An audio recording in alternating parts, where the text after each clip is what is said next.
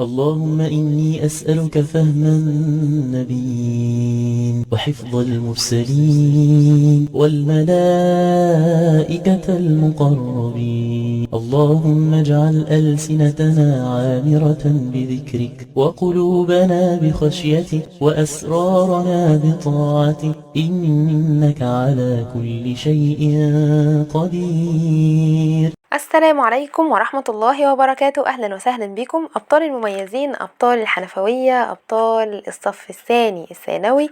معاكم أستاذة مروة سعد. النهاردة إن شاء الله هنكمل مع بعض باقي المنهج بتاعنا، وهنذاكر درس جديد اسمه باب الربا.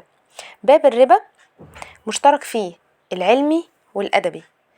طيب تعالوا بينا نشوف السؤال الأول بيقول إيه. عرف الربا لغة وشرعا، وطبعا اذكر الدليل على تحريمه، لأن احنا كلنا عارفين إن الربا حرام. طيب هنقول إن الربا لغة الزيادة، معروفة، ربا المال ربا الزرع يعني ازداد، يبقى الربا لغة الزيادة، ومنه الربوة للمكان الزائد على غيره في الارتفاع. يبقى معنى كده إن هنا إيه؟ الربا لغة الزيادة. طيب وفي الشرع؟ في الشرع عندي قولين. القول الأولاني الزيادة المشروطة في العقد. يعني إيه؟ يعني مثلا كل حاجة بيبقى ليها مقابل، لا ده أنا هشترط إن مقابل الإرداب بقمح ده هيبقى إرداب ونص، مقابل مثلا المكيال يبقى مكيال ونص قصاد مكيال، يبقى مكيال قصاد مكيال. ده هنا ايه؟ ده هنا مقابلة اللي هو البيع، تمام، مقابلة مال بمال. لا ده انا هزود بقى وهشترط كمان الزيادة دي في العقد، يبقى هو ده الايه؟ الربا. طيب وهذا انما يكون عند الايه؟ المقابلة بالجنس. يعني ايه؟ يعني متحد الجنس، ذهب بذهب، فضة بفضة، شعير بشعير، ملح بملح. كل ده إذا كان عند المقابلة بالجنس، يعني باتحاد الجنس. طب ده القول الأولاني. القول الثاني قال لي الربا في الشرع عبارة عن عقد فاسد بصفة، فاسد بصفة. طيب سواء كان فيه زيادة أو لم يكن. طب إزاي بقى فيه زيادة أو لم يكن؟ أخدت مثلا منك 50 جرام ذهب، تمام، مفروض ان احنا نسلم في العقد في المجلس. لا ده انا هاجل، اديك ال50 جرام، هاخدهم منك دلوقتي ال50 جرام واديهم لك بعد شهر 50 جرام. طب ما هو ممكن الجرام ده يقل او يزيد، تمام، هرجعهم لك 50 جرام لا زياده فيه. بس هنا برضو ايه؟ هنا حصل تاجيل، والتاجيل ده يسمى ربا النسيئه. قال لي تاخد مني 1000 جنيه وبعد شهر ترجعهم لي 1500، بعد شهر ترجعهم لي 1500. يبقى هنا هو هنا عمل ايه؟ هو هنا حط زيادة، تمام. معنى ربا النسيئة اللي هو الزيادة في الزمن، وده اللي احنا بنقول عليها دلوقتي سعر الفايدة. يبقى ربا النسيئة هو الزيادة في الزمن. يعني ايه الزيادة في الزمن؟ يعني مثلا بدل ما تردهم لي دلوقتي في المجلس، تمام، لا هتردهم لي بعد شهر. بعد شهر ده اللي هو ايه؟ اللي هو الزيادة في الزمن. يبقى انا كده عرفت ان تعريف الربا في الشرع فيه قولين. طيب ايه الدليل على حرمة الربا؟ قال ان الاصل في تحريمه من القرآن ومن السنة ومن الاجماع. من القرآن قوله تعالى واحل الله البيع وحرم الربا، قوله تعالى لا تأكلوا الربا، كل ده تحريم. طب من السنة الحديث المشهور قول النبي صلى الله عليه وسلم الذهب بالذهب واحد، مثلا بمثل يعني زي بعض، وزنا بوزن، يدا بيد، والفضل ربا. والحنطة بالحنطة مثلا بمثل، كيلا بكيل، يدا بيد، والفضل ربا. هيعد 6 أصناف، عدوا معايا. والشعير بالشعير مثلا بمثل، يعني ايه؟ يعني متساويين زي بعض. كيلا بكيل بمعنى كده ان الشعير يكال. يدا بيد والفضل ربا، يدا بيد يعني في المجلس، والفضل ربا يعني الزيادة. والتمر بالتمر مثلا بمثل، كيلا بكيل، يدا بيد، والفضل ربا. والملح بالملح مثلا بمثل، كيلا بكيل، يدا بيد، والفضل ربا. طيب الإجماع، أدي أجمعت الأمة الإسلامية على حرمة الإيه؟ الربا. طيب في عندي بقى اللي هو إيه؟ تعدي الحكم منها إلى غيرها، يعني الحرمة، تمام. هنقيس بقى في الحديث اللي احنا قلنا ده هنقيس الحكم على غيرها. إلا مين؟ إلا ما يروى عن عثمان البتي وداود الظاهري. الاتنين دول بيقولوا إن في بيع اللي هو بيع الربويات والحكم بتاعها لا تكون ربا، وده لا اعتماد عليه. دول الناس اللي ايه؟ اللي اختلفوا يعني عن رأي الأحناف. فقالوا ان ارائهم دول اللي هو عثمان البتي وداود الظاهري لا اعتماد في ارائهم، لاننا الطبيعي او الحكم الصح ان احنا نقيس الحكم على ايه؟ على غير ال6 اصناف دول. يعني هو مثلا يقول لو رز، لا الرز ما ذكرش في الحديث، يبقى الرز ما فيهوش ربا، لا، ازاي احنا بنقيس الحكم على غيرها. طيب بعد كده هنتكلم في علة تحريم الربا، وده اللي احنا هناخده في الفيديو ده. طيب علة تحريم الربا، يجي سؤال واضح ويقول ما علة تحريم الربا؟ العلة عندنا يعني عند أبي حنيفة هو الكيل أو الوزن مع الجنس. يبقى أنا عندي شرطين علشان البيع ده ما يكونش فيه ربا. ايه هو الشرطين؟ الشرط الأولاني إن يكون ايه؟ يكال أو يوزن. تمام، كذلك كل ما يكال ويوزن. طيب والشرط التاني مع اتحاد الجنس. طيب يبقى انا عندي وعلته عندنا الكيل او الوزن مع الجنس اللي هي صفة الحاجة. الجنس بنتكلم عن مثلا جنس الذهب، جنس السمنة، جنس الزيت، جنس الفول، جنس الشعير، وهكذا. طيب عندي كذا العلة الأولانية بيقول ايه؟ لأن النبي صلى الله عليه وسلم قال في آخر الحديث وكذلك كل ما يكال ويوزن. يبقى معنى كده ايه؟ يبقى العلة عندنا هو الايه؟ الكيل والوزن. كل ما يكال ويوزن. في ناس قالوا زي ما قلنا كده من شوية كنا بنقول ان الست اصناف بس هي دي اللي موجودة في بيع ربويات. لا، ده انا عندي كل ما يكال ويوزن. يعني ايه؟ يعني دخل فيها السمنة والزيت والفول مع انها ما ذكرتش في الحديث، بس هي كل ما يكال ويوزن. طيب رقم 2 قال لي قوله صلى الله عليه وسلم لا تبيعوا الصاع بالصاعين ولا الصاعين بالثلاثة، ودي العلة التانية. يبقى أنا عندي هنا إيه؟ قال لي يبقى ده عام في كل مكيل سواء كان مطعوم أو لم يكن مطعوم. يعني إيه؟ يعني مثلا هندخل صنف جنس الخشب، الذهب والفضة، هل دول من المطعومات؟ لا. طب ما الحديث بيقول مطعومات، يبقى أنا كده هستدل بالحديث ده فقط؟ قال لي لا، ده هنا هنقيس عليه كل اللي يكال أو يوزن. يبقى القول النبي صلى الله عليه وسلم لا تبيعوا الصاع بالصاعين ولا الصاعين بالصاع، وده عام في كل مكيال سواء كان مطعوما أو لم يكن مطعوما. طيب العلة الثالثة قال لي لأن الحكم متعلق بالكيل والوزن، اللي هو حكم ايه؟ اللي هو حكم الربا، متعلق بالكيل والوزن إما إجماعا، تمام، أو لأن التساوي حقيقة لا يعرف إلا بهما. إلا بإيه؟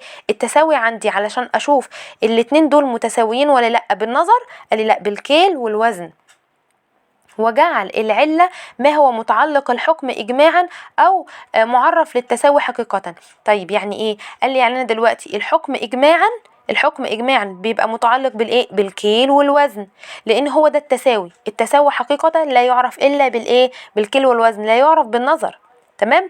طيب يبقى أنا علشان أعرف التساوي هيكون الأفضل في الحقيقة، يعني الأفضل تمام أولى من المصير إلى ما اختلفوا فيه اللي هو إيه؟ قالوا لا، ده احنا مثلا هنتكلم عن المطعومات بس، لأن اللي ذكر في الحديث هي المطعومات، ولا يعرف التساوي حقيقة إلا بالكيل والوزن سواء كان من المطعومات أو من غير المطعومات. طب العلة الرابعة قال لي لأن التساوي والمماثلة شرط لصحة المعاملة. يبقى أنا عندي إيه علة تحريم الربا في النقطة الرابعة؟ قال لي علة تحريم الربا إن التساوي والمماثلة هنا شرط إيه؟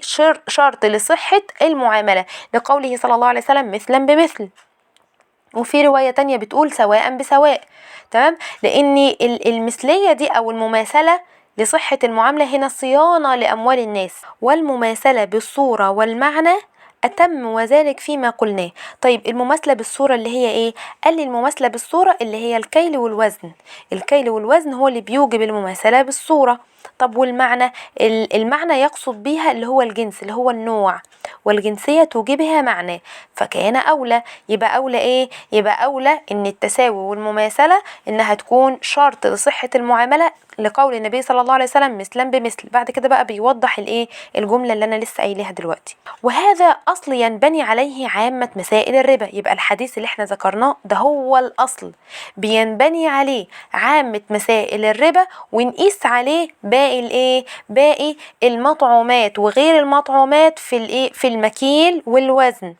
طيب فنذكر بعضها تنبيها على الباقي لمن يتأملها. يبقى أنا كده خلاص عرفت أي حاجة فيها مكيال وموازين مطعوم أو مش مطعوم ده برضو يدخل في البيع بالربويات. طيب جاب لي دلوقتي مسألة هي مسألتين، تمام، المسألتين دول زي ما يقولوا كده استثناء. مثلا قال لي لو باع حفنة طعام بحفنتين، الطعام اهو يعني متحد الجنس، او تفاحة بتفاحتين اهو متحد الجنس، قال لي يجوز. طب ليه بقى يجوز؟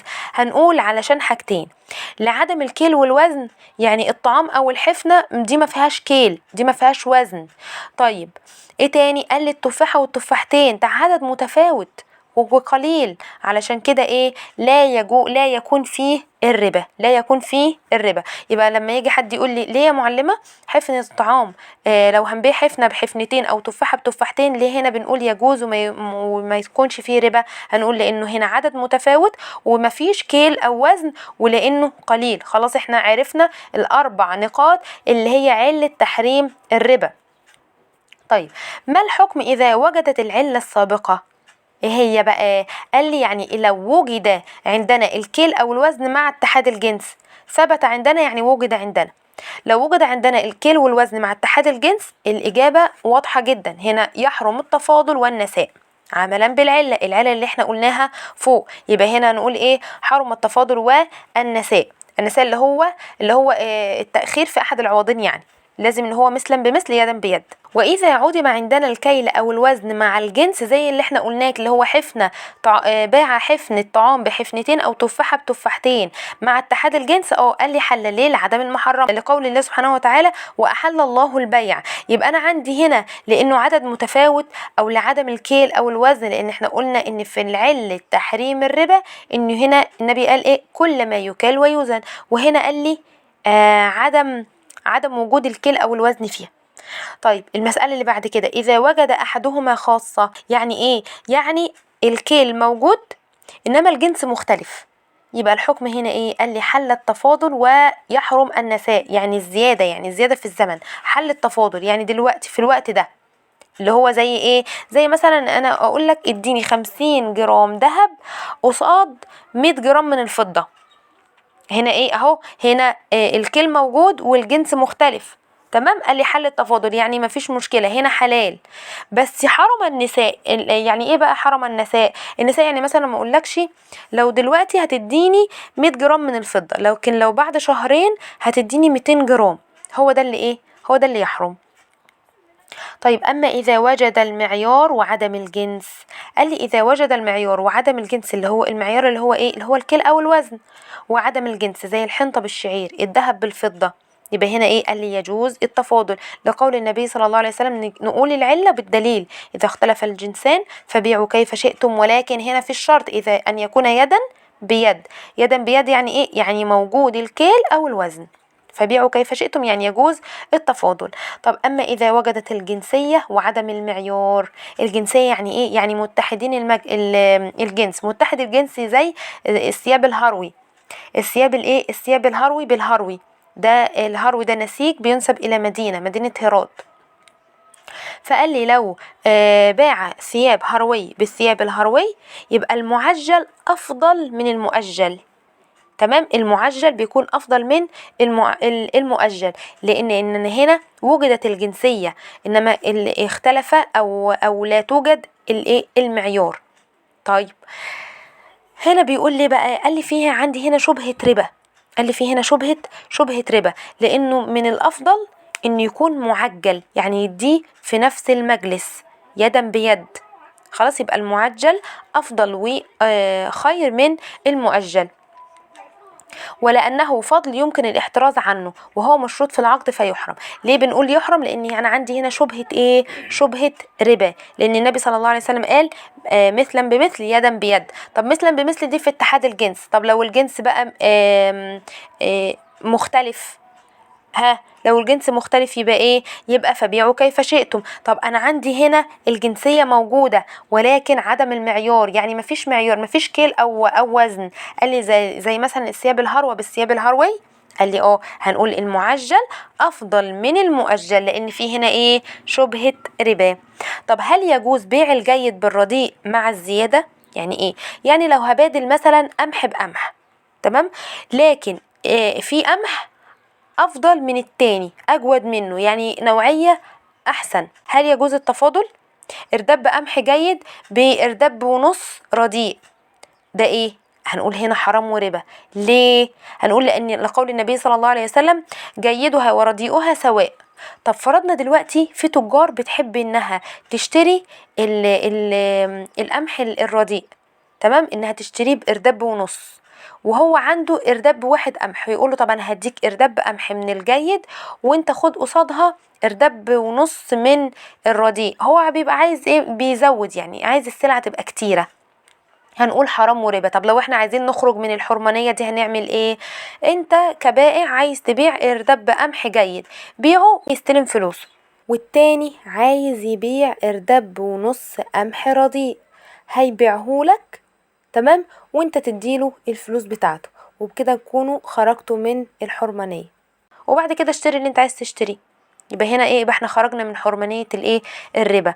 انما انت عايز تبيع إرداب قمح جيد بإرداب ونص رديء، في هنا تفاوت في الموازين والجنس متحد، لا، هنا ايه؟ هنا هنقول الحكم هنا هيكون ايه؟ حرام وربا. طيب ايه العلة؟ قال العلة لأن فيه اعتباره سد باب البيعات فيلغو. يعني ايه سد باب البيعات؟ يعني مش كل بقى اما واحد مثلا انا عندي حاجة كويسة، حاجة جيدة وعايزة اشتري الرديء، هقول له طب خلاص خد مني كيلو من الجيد، قصادها اشتري منك كيلو ونص.